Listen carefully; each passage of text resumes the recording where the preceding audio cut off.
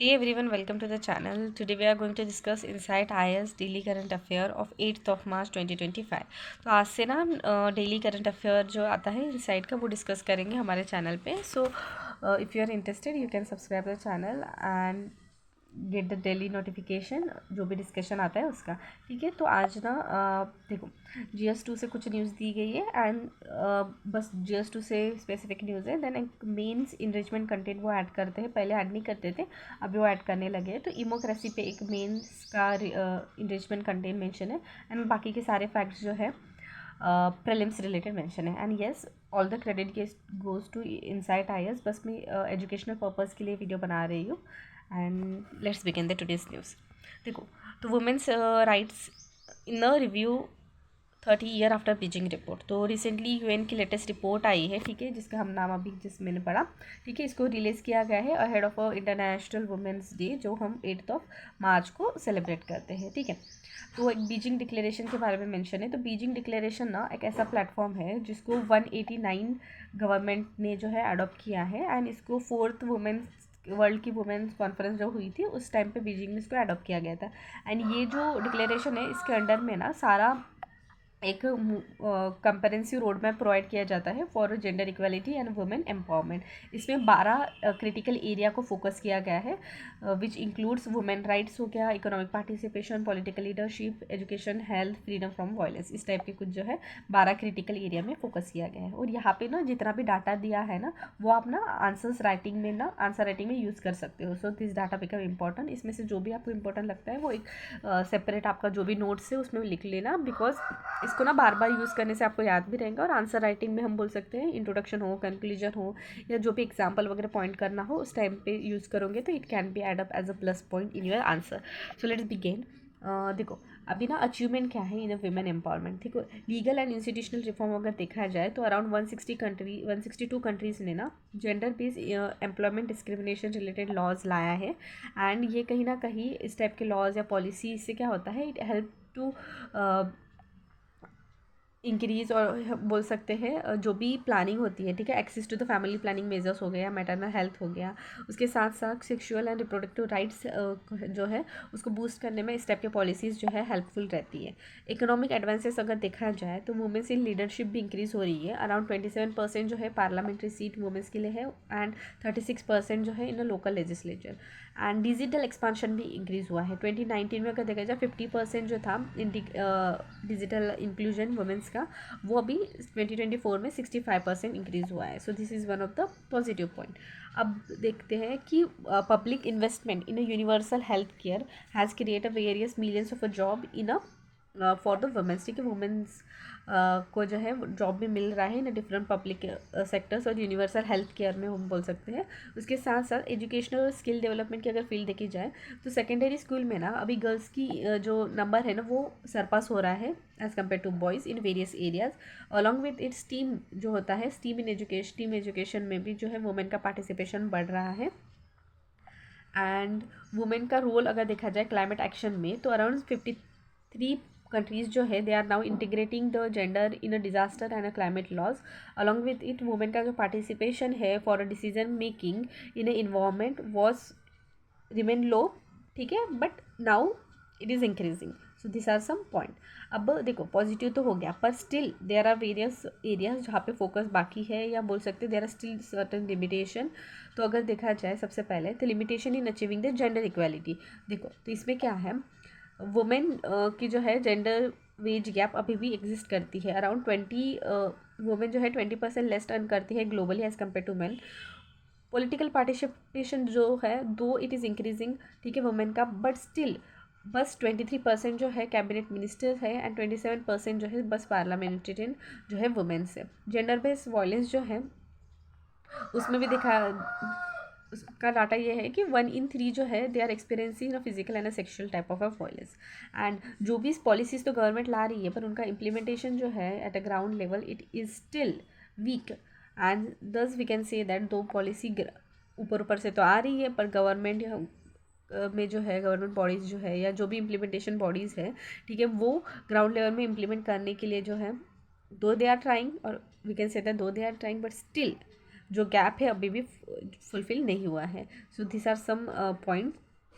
उसके साथ साथ यहाँ पे और 2 पॉइंट दिए हैं, डिजिटल जेंडर डिवाइड। तो यहाँ पे देखो, ऑनलाइन हैरेसमेंट जैसे हम पता है कि फेक वगैरह की वजह से ना various womens are being harass, ठीक है, ऑनलाइन। उसके साथ साथ में एआई और टेक का यूज़ करके ना वेरियस टाइप ऑफ वुमेन को जो है हैरेस किया जा रहा है। And thus we can say that digital gender divide is creating.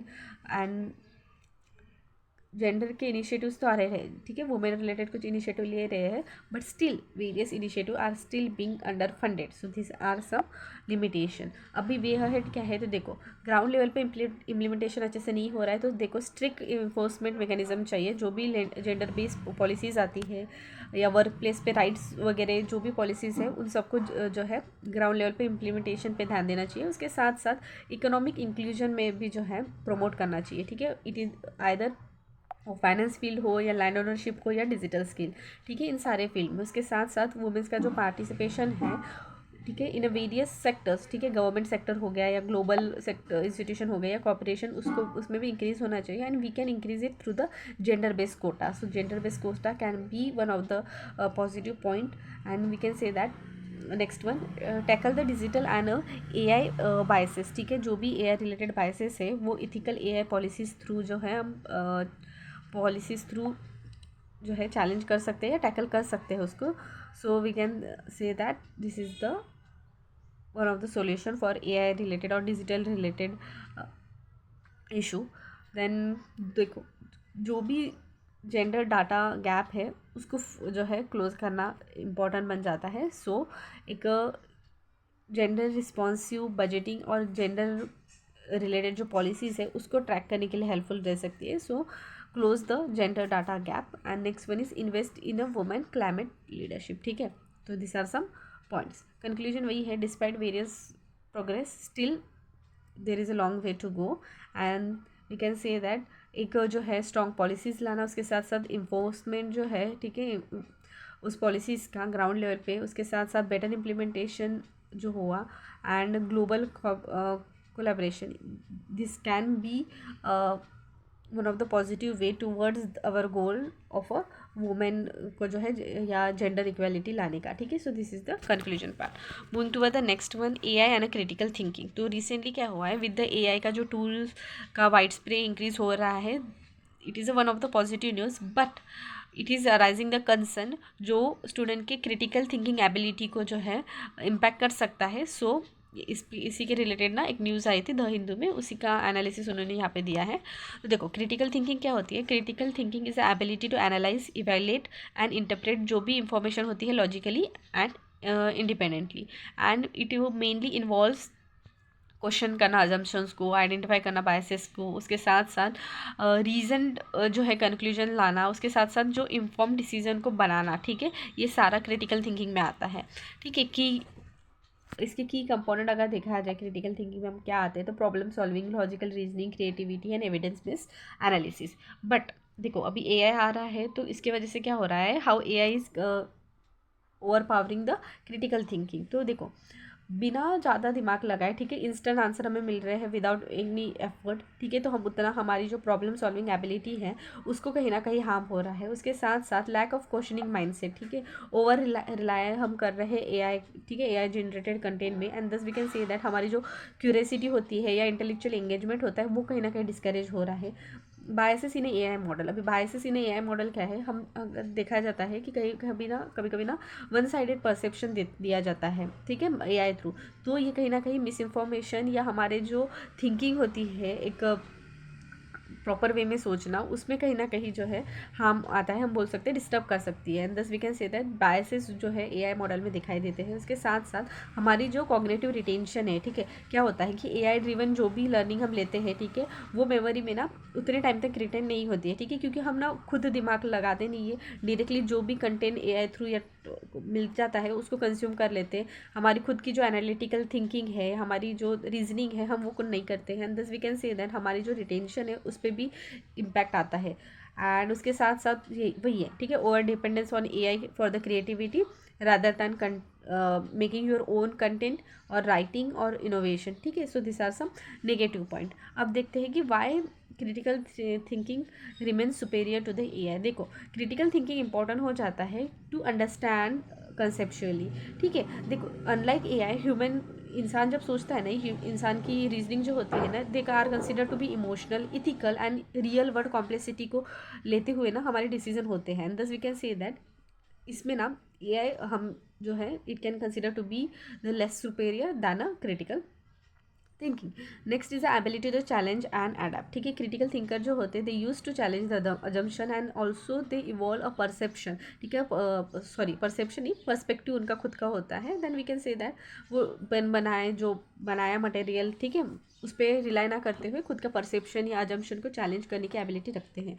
Moral and ethical judgement, ठीक है। मोरल एंड इथिकल जजमेंट में ये आता है कि AI lack ethical reasoning and जो भी फेयरनेस या जस्टिस या मोरल डिलेमास होते हैं वो कहीं ना कहीं AI में नहीं होते हैं।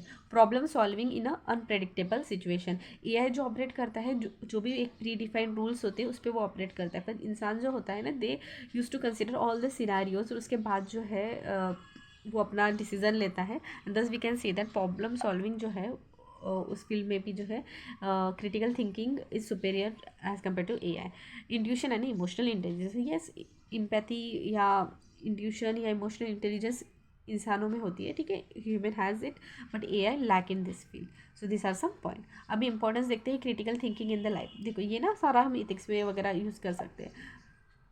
देखो इन्हांस करती है हमारे डिसीजन मेकिंग को, ठीक है। इट हेल्प द इंडिविजुअल कि वो लॉजिकली थिंक करे और एक वेल इन्फॉर्म चॉइसेस ले, आइदर वो उनके प्रोफेशनल लाइफ हो या उनके पर्सनल लाइफ हो। उसके साथ साथ strengthening the problem solving skill, it equip the individual कि वो एनालाइज करे प्रॉपर सिचुएशन को और उसके साथ साथ इवेल्युएट करे अल्टरनेटिव्स क्या है और उसके बाद ही जो है इफेक्टिव सॉल्यूशन को सॉल्यूशन पे अराइव करे। उसके साथ साथ जो है हमारी एक मिस इन्फॉर्मेशन की जो स्प्रेड है उसको डिस्करेज करता है और हमारी जो क्रिएटिविटी है या इनोवेशन जो है उसको जो है बढ़ाने के लिए क्रिएटिविटी हम बोल सकते हैं क्रिटिकल थिंकिंग इज़ हेल्पफुल। उसके साथ साथ हमारी जो हम बोल सकते हैं कि it is essential for leadership and governance, ठीक है।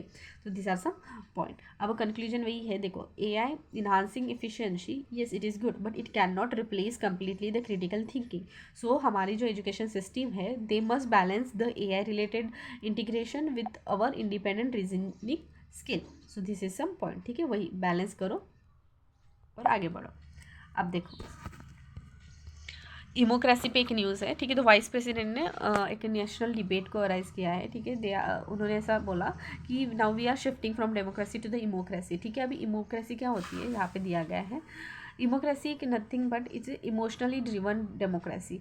तो इसको ना इसका अगर डेफिनेशन देखा जाए तो it refers to the governance influence by emotion rather than a rational policy making, ठीक है। रैशनली पॉलिसी ना बनाते हुए इमोशन ड्रिवन पॉलिसीज बनाना, इसको हम बोलते हैं इमोक्रेसी, ठीक है। एंड इससे वजह से क्या होगा, it use to replace the evidence based जो भी डिसीजन मेकिंग होती है उसको रिप्लेस करता है और एक इमोशनली चार्ज नरेटिव थ्रू जो एक हम बोल सकते हैं पॉलिसीज़ उसको बनाने में हेल्प करता है। So we can say that this can be a negative point, ठीक है। अब देखिए की फीचर क्या है इमोक्रेसी का। देखो इमोशनल ड्रिवन पॉलिसी रहेंगी तो रैशनलिटी कहीं ना कहीं कम हो जाएंगी, ठीक है। And we can say that government जो है प्रॉपर पब्लिक के सेंटीमेंट पे ध्यान देंगी, ना कि एक लॉन्ग टर्म प्लानिंग पे।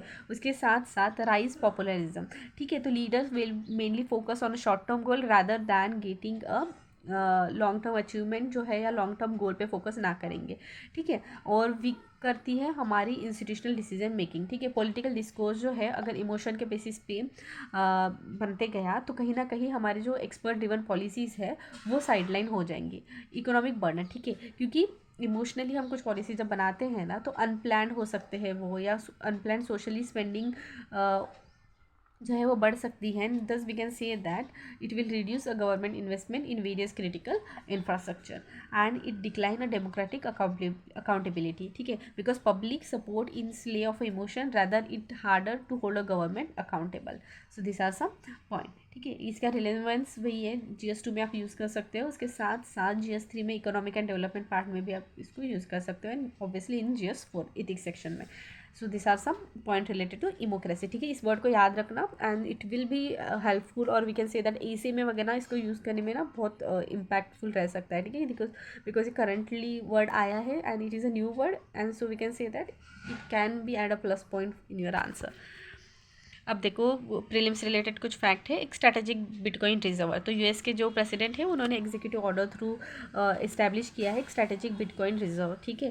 एंड इस रिजर्व में क्या होगा, this reserve will capitalise with the bitcoin seize by the US treasurer from criminal and civil forfeiture proceeding and it will create a government backing stockpile of a crypto currency, ठीक है। जो criminal या civil proceeding through जो भी bitcoin seize हुए हैं ना, तो उसको जो है गवर्नमेंट होल्ड करेगी एंड दस एक स्टॉक फिल जो है गवर्नमेंट के पास बन जाएगा ऑफ अ क्रिप्टो करेंसी। तो एक देखो स्ट्रैटेजिक बिटकॉइन रिजर्व के बारे में वही है, यूएस गवर्नमेंट ने इसको जो है backed, US government back reserve है, होल्ड करते हैं bitcoin and others some selected crypto currency as a strategic financial asset. And इसका मेन एम यही है कि ये इनांस करे कि यूएस की leadership in a digital currency market and ensure कर पाए एक long term value retention of a crypto asset. Establish Donald Trump by an executive order, manage किया जाएगा यूएस की जो भी ट्रेजरर एंड ट्रेजरी डिपार्टमेंट है of commerce, treasury and department of commerce. And how it works, देखो bitcoin seizure utilisation, ठीक है, तो इसमें क्या है, the reserve will funded bitcoins and other digital currency seize from a criminal and a civil forfeiture cases, no immediate sale policy, ठीक है। तो government will hold the bitcoin as a long term asset and it will prevent the premature sale of and thus हम बोल सकते हैं ये helpful रहेगा for destabilising the market. Now digital asset stockpiling, ठीक है, जैसे हम बोल सकते हैं कि apart from bitcoin different type of crypto currency भी होल्ड कर रहे हैं। सो एक जो है डिजिटल एसेट की स्टॉक पेलिंग हो रही है गवर्नमेंट के पास।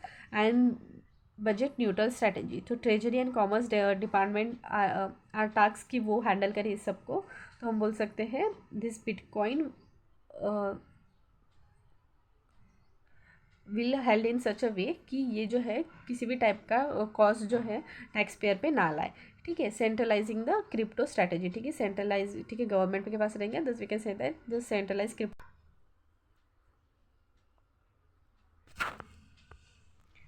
सो नमामि गंगे प्रोग्राम, तो देखो हमें जैसे पता है कि नमामि गंगे प्रोग्राम जो है 2014 में लॉन्च किया गया था एंड इसका मेन एम ये है कि वो सिग्निफिकेंटली इंप्रूव करे सीवेज ट्रीटमेंट कैपेसिटी को, river biodiversity and pollution control measure ले पाए इन अ गंगा रिवर बेसिन एरिया, ठीक है। देखो यहाँ पे प्रोग्राम के बारे में एंटायर डिटेल दिए गए हैं। अभी जैसे मैंने बोला कि एक कंजर्वेटिव मिशन है, ठीक है, कंपेरेंसिव क्लीनिंग और रिजेन्युएट करना रिवर गंगा को, एक फ्लैगशिप प्रोग्राम है 2014 में लॉन्च किया गया था एंड इसका बजट आउटलेट यहाँ पे दिया गया है 20,000 करोड़ था, पर later it was expanded up to around 42,500 crore and ministry of Jal Shakti के अंडर आता है under the mission of a clean Ganga. Aim ये है कि देखो पोल्यूशन फ्री बनाना, ठीक है, इकोलॉजिकल रिस्टोरेशन करना रिवर गंगा का, सस्टेनेबल वेस्ट मैनेजमेंट करना, सीवेज ट्रीटमेंट प्लान का वगैरह जो है कंस्ट्रक्शन करना, वहाँ पे बायोडाइवर्सिटी जो है उसको प्रिजर्व करना, उसके साथ साथ पब्लिक पार्टिसिपेशन हम बोल सकते हैं या कम्युनिटी पार्टिसिपेशन थ्रू जो है आइदर थ्रू उनका एंगेज करना फॉर द प्रोग्राम, उसके साथ साथ अवेयरनेस प्रमोट करना, ये सारा उसका एम है। Key feature sewage treatment plan का इंफ्रास्ट्रक्चर बनाना, around 200 sewage treatment project launch हो गए हैं, ठीक है, to prevent the waste water from the pollution from the polluting the Ganga. River front develop करना, ठीक है, मॉडर्नाइज करना जो भी घाट्स एरिया है उस एरिया को, उसके साथ साथ बायोडाइवर्सिटी को कंजर्व करना, जैसे हमें पता है गंगा में गगनेटिक डॉल्फिन जैसे स्पीशीज़ रहती है and other different type of fishes speech diversity भी वहाँ पे है, तो उन सारे जो बायोडाइवर्सिटी है उनको जो है रिस्टोर करना या उनको प्रिजर्व करना, ठीक है। उसके बाद है अफॉरेस्टेशन एंड इकोलॉजिकल रिस्टोरेशन, ठीक है, डिफरेंट टाइप ऑफ यहाँ पे मेंशन नहीं, डाटा ही डायरेक्ट मेंशन है, देखो कि around 1.34 lakh hectare of tree planted along the Ganga to prevent soil erosion and maintaining the, sorry for the, बस एक मिनट रुक जाइए।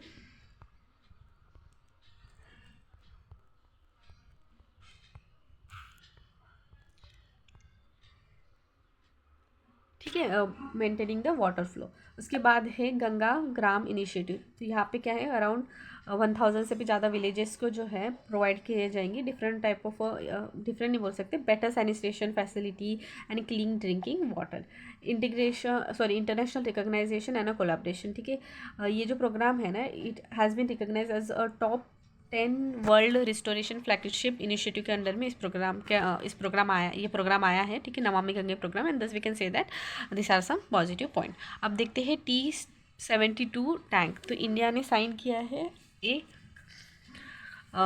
रशिया के साथ एक कॉन्ट्रैक्ट साइन किया है फॉर T-72 टैंक। ठीक है, एंड ये जो है it is replacing the existing 780 HP engine to enhance the combat capability. ठीक है, ये डील जो है इट इंक्लूड करता है transfer of a technology to अमेचर vehicle Nigam limited in Avadi Chennai. तो ये T-72 टैंक क्या है, एक they are a main battle tank है, ओरिजिनली डेवलप की गई है by the Soviet Union and introduce की गई है इन 1970s। ठीक है, ये टैंक आप देख सकते हो इस फोटो में। अराउंड इतने यूनिट प्रोड्यूस करते हैं। ठीक है, इंडिया ऑपरेट करने वाला है 2400 प्लस T-72 टैंक्स को, and it can be, we can say that it can act as a backbone of Indian Army develop Soviet Union through. ठीक है, India locally manufacture and upgrade करेंगी इस tanks को as a heavy vehicle factory Avadi में। Features वही दिए, fire power. ठीक है, इतने फीचर्स इतने इंपॉर्टेंट नहीं है, मैं बस ऊपर ऊपर से पढ़ के बता देती हूँ। फायर पावर है, मोबिलिटी जो है उसमें भी अपग्रेड किया गया है, अरोमा प्रोटेक्शन प्रोवाइड किया गया है फ्रॉम, जैसे कि एनिमी फायर्स वगैरह हो गया उससे। नाइट कॉम्बैट कैपेबिलिटी भी है, नाइट पे भी हम इसको जो है इमेजेस वगैरह प्रॉपरली देख पाएंगे। एंड देन ऑपरेटिंग रेंज यहाँ पे मेंशन किए है कि it can travel around 460 kilometre on road and 300 kilometre of road. And significance, backbone of Indian army, upgrade कर रही है मॉडर्न वॉरफेयर को। उसके साथ साथ हाई एल्टीट्यूड डेवलपमेंट, जैसे कि लद्दाख एरिया में या डेजर्ट जो है वॉरफेयर एरिया में भी जो है इसको यूज़ कर पाएंगे। उसके साथ साथ कॉस्ट मोबिलिटी। ठीक है, ये इंजन जो है अपग्रेड किया गया है, इन्हांस करेंगे परफॉर्मेंस, जो भी पहले जितना था ना उससे प्रॉपर या मॉडर्नाइज वे में इसको इन्हांसमेंट मिलेगी। ठीक है, इसके यूज़ के वजह से। Next is strengthen India Russia defence ties. ठीक है, जैसे इन दोनों के बीच का कोलैबोरेशन है। ठीक है, so we can say that it will be military collaboration जो है इसको इन्हांस करने में या डिफेंस टाइज जो है इंडिया रशिया के बूस्ट करने में हेल्पफुल रहेगा। Next is a national commission for women. तो नेशनल कमीशन ऑफ वुमेन जो है they will launch 21 pre marital communication centre across 9 state, जो प्रोवाइड करेंगी counselling and guidance on a marriage related issue. ठीक है, तो नेशनल कमीशन ऑफ वुमेन जो है ऑटोनोमस स्टैट्यूटरी बॉडी है, इस्टेब्लिश की गई है to protect the women rights in India. इसको इस्टेब्लिश किया गया है under the national commission for women act के अंडर में। ठीक है, 1992 में ministry of women and child development के अंडर में आती है। फंक्शन वही है, legal and constitutional safeguard provide करेंगी, जो भी लॉज आएंगे वुमेन रिलेटेड उन सबको। उसके साथ साथ इन्वेस्टिगेट करेंगे वुमेन रिलेटेड जो भी राइट्स वायलेंस होते हैं। ठीक है, उनको उनके कंप्लेंट्स को इन्वेस्टिगेट करने के लिए। उसके साथ साथ पॉलिसी एडवोकेसी एंड रिसर्च ये कंडक्ट करेंगी, research and gender based issues को, एंड पॉलिसी रिकमेंड करेंगी किस तरीके से गवर्नमेंट जो है कुछ पॉलिसीज़ ला के जो वुमेन्स की पोजीशन को इम्प्रूव कर पाएंगा। उसके साथ मॉनिटर करेंगे। ठीक है, सुओ मोटो पावर भी है उनके पास कि वो अगर कोई वुमेन रिलेटेड वायलेंस अगर उन्हें दिखाई देता है तो सुओ मोटो एक्शन वो ले सकती है। उसके साथ साथ they have ability to review the government program and legal safeguard for implementation, for effective implementation. Then social awareness and counselling. ठीक है, ऑर्गेनाइज करती है various type of legal aid camps या counselling services, and they coordination with law enforcement. ठीक है, they work with a police हो गया, court हो गया, legal authorities. Thus we can say that they help to ensure a speedy justice to the women, and they also monitor various gender sensitive law, जैसे कि POCSO हो गया, domestic violence law हो गया, या डॉरी प्रोहिबिशन लॉ हो गया। अब है नेशनल कमीशन फॉर वुमेन, यहाँ पे और पॉइंट मेंशन है। देखो, Lithuania officially withdraw from a convention of a cluster. देखो, ये हेडिंग उन्होंने कर दी है। ठीक है, न्यूज़ एक्चुअली इस पे है।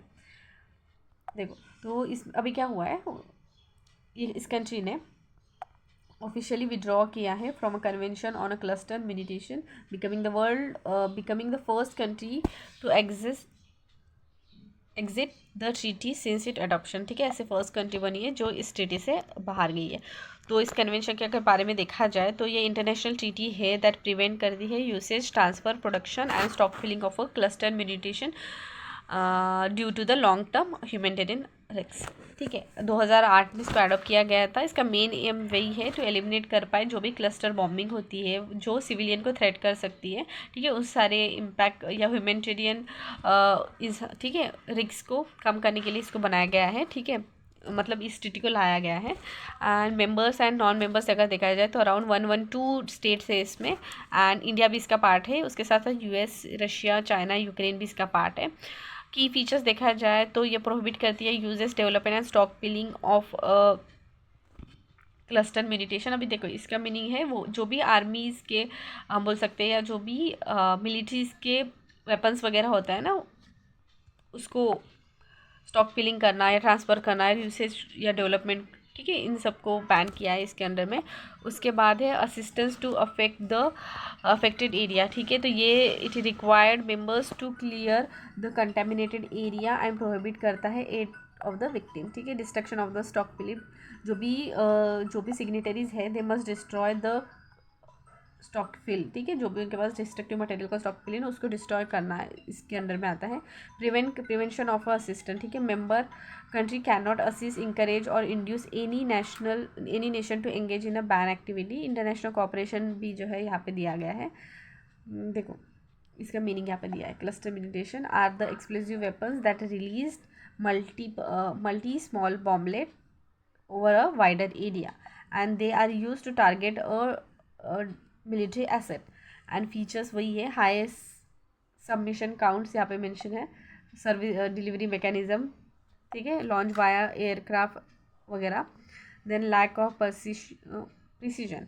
ठीक है, मोस्ट बॉम्बलेट जो है आर फ्री फॉल और उसका कोई एक प्रॉपर जो है बोल सकते हैं टारगेट नहीं होता है, thus we can say that उसका जो डिस्ट्रक्शन है वो वाइड रेंज में स्प्रेड हो सकता है। अनएक्सप्लोर्ड ऑर्डिनेंस रिक्स। ठीक है, मोस्ट ऑफ द बॉम्ब जो है they are fail to detonate और on impact and thus we can say that they remain as a dangerous for decade and similar to the land mines.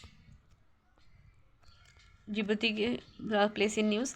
ठीक है, Djibouti around 180 migrant जो है they are missing after the 4 boat sank between Djibouti and Yemen and thus we can say that it highlight कर रहा है illegal migration root in a horn of Africa. देखो Djibouti का location यहाँ पे आता है, इसमें आपको देख सकते हैं कि अफ्रीका में, ठीक है, हॉर्न ऑफ अफ्रीका के पास में आता है। Red Sea and Gulf of Aden के जो है उसके जंक्शन में इसको दिखाई देता है। ठीक है, जिबूती का कैपिटल जिबूती सिटी है and we can say that neighbouring जो कंट्रीज़ है Eritrea, Ethiopia, Somalia, Gulf of Aden. Geographical feature देखा जाए तो माउंट मौसा जो है हाईएस्ट पीक है इसका। उसके बाद one of the Djibouti's coldest region the forest करके है, वो कोल्डेस्ट रीजन है वहाँ का। लेक्स अगर देखा जाए तो लेक असल, लेक अबी एंड यहाँ पे ना किसी भी टाइप का परमानेंट रिवर्स नहीं है, ओनली सीजनल स्ट्रीम्स बहती है। जो फ्लॉजिकल एक्टिविटीज़ देखो ये जंक्शन में है रेड सी और गल्फ ऑफ अदेन का एंड एक ईस्ट अफ्रीकन रिफ्ट में। हाई सिस्मिक एक्टिविटी भी कहीं कहीं रीजन में दिखाई देती है इसके। ठीक है, so this are that's it for today's news. See you soon in the next news. Thank you.